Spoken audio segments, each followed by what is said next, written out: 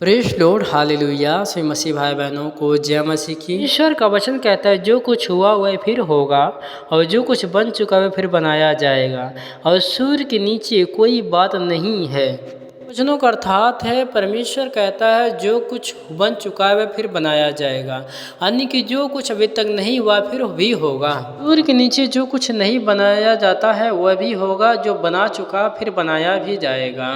आगे परमेश्वर का वचन कहता है कोई ऐसी बात है जिसके विषय में लोग को कह सकें कि देख यही नहीं है, यह तो प्राचीन युगों से वर्तमान थी। वचनों का अर्थात परमेश्वर कहता है कोई बात है ऐसा जिसके विषय में लोग कहे जाएंगे कि वर्तमान में थी। प्राचीन बातों को कुछ स्मरण नहीं रहा और होने वाली बातों को भी कुछ स्मरण के बाद होने वाले ना रहेंगे। वचनों का अर्थात परमेश्वर कहता है जो प्राचीन युगों को बात होगी जो स्मरण लोग करते हो फिर वो बात स्मरण करने का योग्य नहीं रहेगा।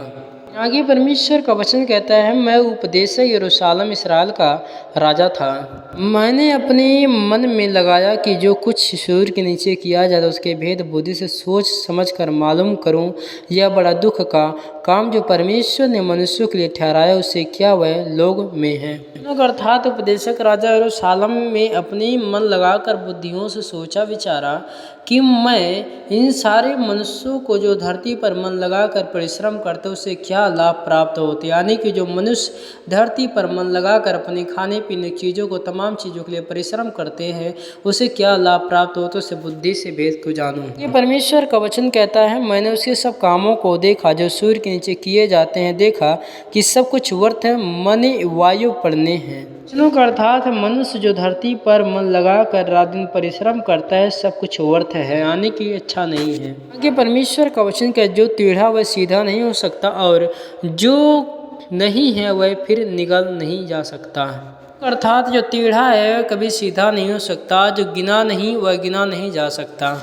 आगे परमेश्वर का वचन कहता है मैंने मन लगा कर देखा कि जितनी यरूशलेम में मुझसे पहले थे उन सभा में मैंने बहुत से अधिक बुद्धि प्राप्त किया और मुझे यह बात बुद्धि ज्ञान मिल गई। उपदेशक जो है यरूशलेम इस्राएल का राजा था उसने बहुत ही मन लगाकर बुद्धि और ज्ञान को प्राप्त किया और सब कुछ उसे बुद्धि और ज्ञान मिल गई। इसलिए जब आप भी ज्ञान और बुद्धियों को खोजते हैं तो आप भी सारे ज्ञानों को बुद्धियों को प्राप्त करते हैं। परमेश्वर आपको ज्ञान और बुद्धि से भरपूर करता है, यानी जब आप परमेश्वर से बुद्धि और ज्ञान को मांगते हैं तो परमेश्वर आप प्रभु से ज्ञान और बुद्धियों को मांगते हैं, जब उसकी खोज करते हैं तो परमेश्वर आपको बुद्धि और ज्ञान देता और आपको समझ भी देता है।